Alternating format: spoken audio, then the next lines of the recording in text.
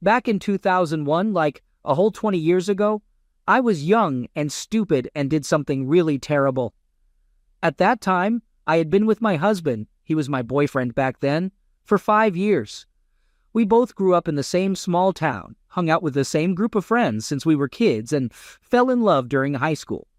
We've been together ever since, but after college, I started feeling like my relationship was holding me back and not letting me be my true self. My best friend Julia totally agreed with me on that. We would go out clubbing together, leaving our boyfriends at home. We didn't do anything too crazy, but there was definitely a thrill in knowing that other guys were checking us out. You know what they say, though? Don't mess with fire. The more we partied, the more Julia would get the urge to cheat. Eventually, she started making out with other guys at the clubs, and I'm really ashamed to admit it, but for a few nights, I did the same thing, dancing with guys and kissing them. I put a stop to all that after a few incidents. I was disgusted with myself, with her, with those strangers I was kissing, and most of all, it felt terrible about cheating on the love of my life. I told her that I couldn't keep hanging out with her if she was going to keep cheating. Thankfully, she understood and stopped too. But of course, even with all my moral outrage, I didn't have the guts to confess what I had done, so we kept it as our little secret. Fast forward 20 years.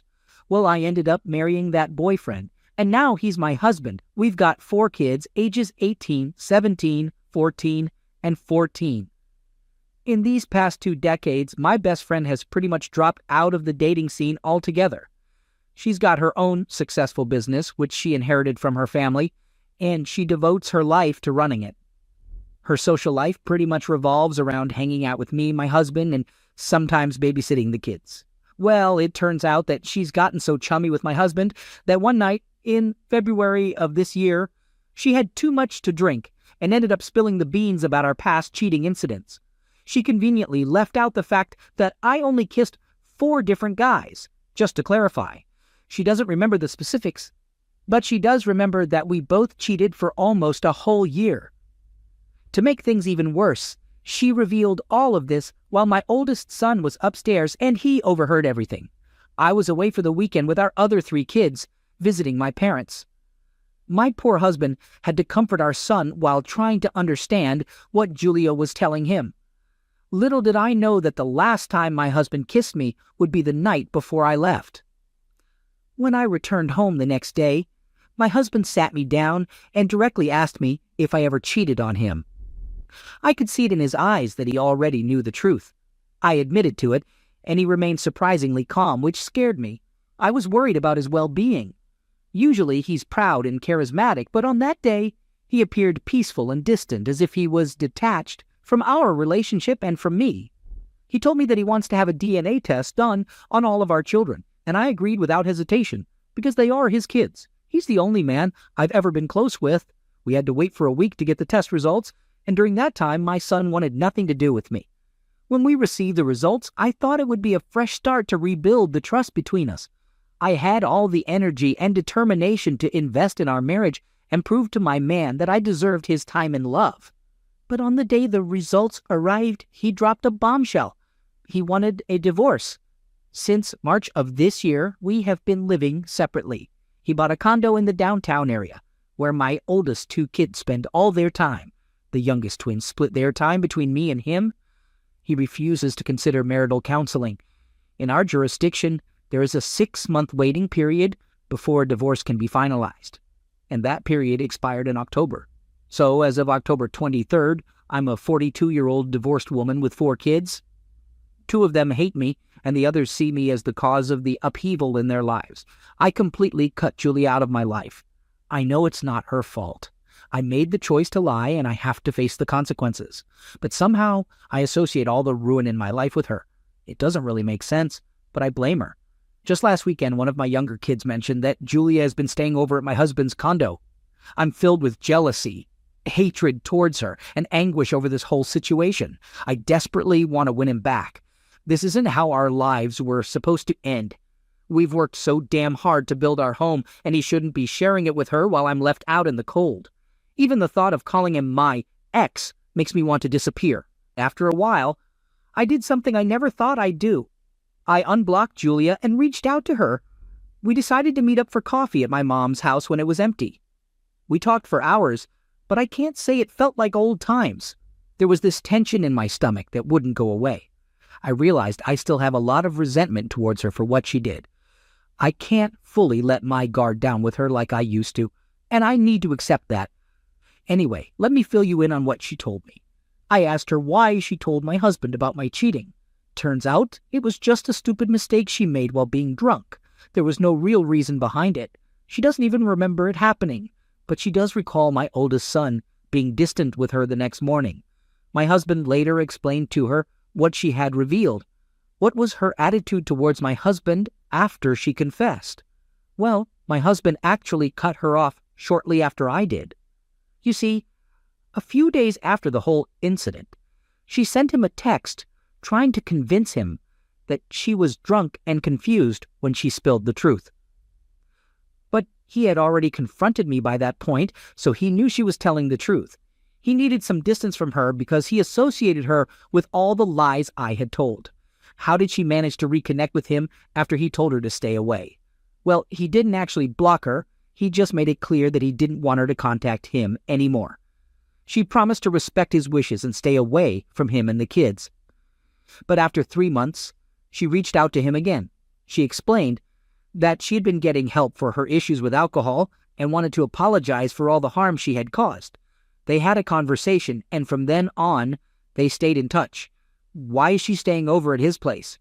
Well, she's been feeling lonely at home during the winter because of her past issues with drinking. She wanted some company, so she stays in the guest bedroom. They're not drinking together or anything like that. She even apologized for the confusion it caused my twin daughters. I let myself feel a glimmer of hope in this situation. They're not in a relationship. This whole thing wasn't some big plan for her to take him away from me. There's still a chance for us. But I needed to confirm it for myself. Did they ever have closeness? Yeah, after the divorce was finalized, they hooked up a few times just to blow off some steam. She kept assuring me that I shouldn't worry because they weren't trying to start a relationship.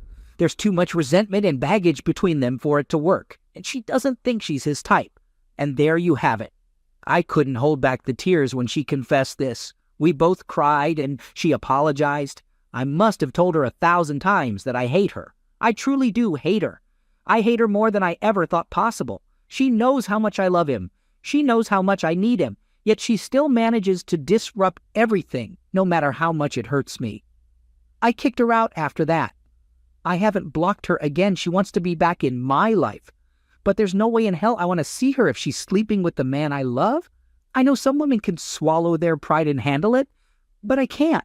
So that's where I stand right now. At least they're not in love or rushing into marriage. I try to convince myself that he's only using her as a way to fill the void in his heart. I try to convince myself that what they're doing is not meaningful closeness, but just a physical reaction to stress and circumstances. However, her comment about not being his type lingers in my mind. I wish I had asked her if she's dating someone now, or if he has his eyes on someone else. I wish I had prepared notes on the things I wanted to learn and express instead of going into the conversation unprepared. My emotions got the best of me, and now I find myself crying until I'm physically exhausted. All this meeting has done is humble me at the thought of him and her making love. I can't let this continue. I need to win him back before he falls in love with someone else. With the new information I've discovered, does anyone have advice on what steps I should take? Update. I need to strategize to do something different, something that could bring about a change in our lives. I'm aware that I made a grave mistake, but I also realize I didn't want it to ruin the rest of my life. I was in my early 20s back then, and now in my 40s, I'm a different person. I believe in forgiveness and second chances. I believe that my kids deserve a happy, loving family, not this chaos. My heart aches for my 2 elder kids who've distanced themselves from me. I can see the disappointment and anger in their eyes. I started seeking professional help, going for therapy sessions, working on my self-improvement. I needed to make amends. I needed to prove that I've changed, that I'm not the woman I was 20 years ago. My therapist helped me understand that it was necessary for me to forgive myself first, to move on from the past and focus on my future. I thought of reaching out to my ex-husband, but he was adamant. He had made it clear that he doesn't want to have anything to do with me. The only contact we had was through the lawyers. Every time I saw his name on the legal documents, my heart sank. I yearned to hear his voice, to see his face, to touch him, but all I got was a cold, distant signature on a piece of paper. One day I heard from a mutual friend that he had moved in with a new woman. My heart dropped. The jealousy was consuming me. I felt a burning rage inside me. I wanted to scream. I wanted to cry. I saw her once. She was stunning. With her beautiful long hair and radiant skin, she was indeed a sight to behold. I couldn't help but compare myself to her. I thought to myself I should be in her place with my kids, with my husband. It was a bitter pill to swallow. In the end, the divorce was finalized, and I was left with a big loan and no child support. I was on my own, struggling to make ends meet. He changed his numbers, made it impossible for me to reach him. It felt as if he had erased me from his life. Every night, I found myself crying, regretting every single mistake I had made. I wished I could turn back time. I wished I could undo it all. It was a long time ago. It was only a couple of kisses. There was never any closeness. Did I really deserve such a harsh outcome? I asked myself that question every single day. Was it that easy for him to move on, to forget all the years we had together, to forget all the happy moments, all the love, all the time we spent together? Was his heart just made of stone, or did he just decide to forget? It was like he became this mean, uncaring guy who looked down on me, even though I had been with him for over 20 years.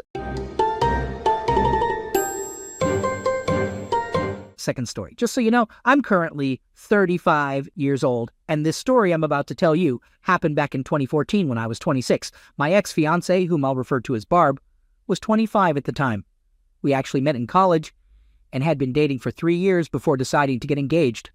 By the 4th year, we had even set a wedding date. Both of our families weren't financially well off, and Barb was pursuing her graduate studies. So the financial responsibility for the wedding fell on me. It ended up costing a total of $20,000, which I managed to pay in full just 4 days before the wedding. Before I dive into the chaotic evening I'm about to share, let me give you a rundown of our typical relationship drama in our mid-20s. We had our fair share of issues like poor communication, partying too much on weekends, and silly fights over insignificant things. But aside from that, we had a solid relationship and spent a lot of time together navigating life after college and planning our future. Now, back to the wedding disaster. As I mentioned earlier, I had already paid the wedding and reception venue, and their policy stated that the payment was non-refundable. We had over 120 guests confirmed, including several from out of state. The tuxedos and bridesmaid dresses were all sorted and paid for, and everything seemed to be falling into place. But little did we know, a storm of unfortunate events was about to unfold, and I won't keep you waiting any longer. The incident happened on a Friday night in our new apartment, which we had moved into a few weeks earlier. We decided to invite around 12 friends over to our place for some pre-drinks before heading out to the local bars. Among our friends was Ricky, my buddy, whom I've known since kindergarten. Ricky and Barb had gotten along really well over the past 3 years, and he was definitely one of her favorite pals of mine. It's always great when your significant other gets along with your friends. We started the night at a nearby hookah lounge where you could bring your own booze. By the time we left there, we had already finished a 5th of Jameson whiskey and a 30-pack of Yuengling beer, and everyone was feeling the buzz. The next 3 hours were spent hopping between 2 or 3 bars. And as the night went on, our entire group became a drunken, rowdy mess. When the bars closed, most people went home, except for myself, Barb, Ricky, and another couple who joined us for a nightcap at our apartment. Once we were back at our place, the other couple didn't stay for long and left after about 20 minutes. So it was just me, Barb, and freaking Ricky. Earlier in the night at the hookah bar, I noticed Barb being more focused on her phone than usual, and I also noticed Ricky checking his phone whenever Barb would lock the screen.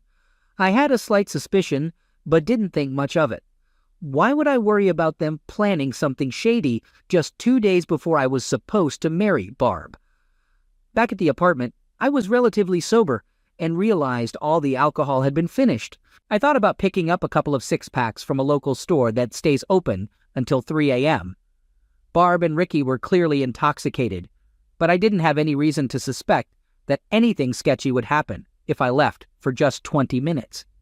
As I sat in my car, ready to leave my apartment complex, a feeling of unease washed over me, and it completely freaked me out. So I called my best friend, and he agreed to come with me on the beer run and then back to the apartment. We grabbed some Bud Heavies and made our way home, walking up to the sliding glass door that led to the living room where we had a sectional sofa on the right. We opened the door and took a couple of steps inside. And there it was, my ex-fiancé and Ricky, both completely without clothes, passionately engaged in some serious tonsil hockey. The crazy part was that neither of them seemed to notice that my buddy and I were standing just 10 feet away, witnessing their sloppy and drunken antics. After about 7-10 seconds of trying to process what I was seeing, I lost it. I dropped the booze, forcefully pushed her off Ricky, who was still lying there without clothes, and delivered 2 solid punches to Ricky's eye and cheek. The look of terror on his face was priceless. At one point, after he regained consciousness, he tried to stumble towards me, his face swollen like the Elephant Man, and attempted to drunkenly apologize by wrapping his arm around my shoulders.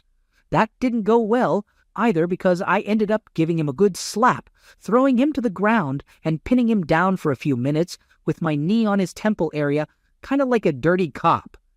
I hoped that humiliating him like that would make Ricky think twice before getting involved with someone else's partner. Just to give you some context, I'm a 6, tall, 220-pound guy who has been playing hockey my whole life, while Ricky is a 5 or 6 inches tall, 140-pound runner. Right after I unleashed my fist on him, Ricky started snoring, who knew that was even possible, and ended up sleeping for at least 5 minutes, while I was freaking out about the whole situation. Without thinking, I kept calling her parents like 10 times until they finally woke up, and I insisted that they come immediately to pick up their cheating daughter. Luckily, their house was just a 5-minute drive away, so they arrived shortly after. When they walked in, they found me going off on Barb about her disgusting and unforgivable choice, Ricky lounging on the couch, and my buddy trying to mediate the situation.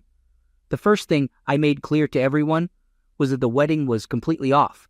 I demanded the engagement ring back and made it clear that I'd rather lose $20K than spend the rest of my life with a damn cheater.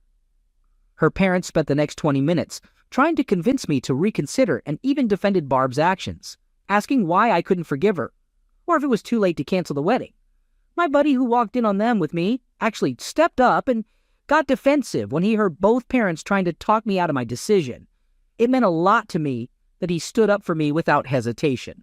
Meanwhile, Ricky woke up and his right side of the face was swollen like a grapefruit, and his left eye was completely closed.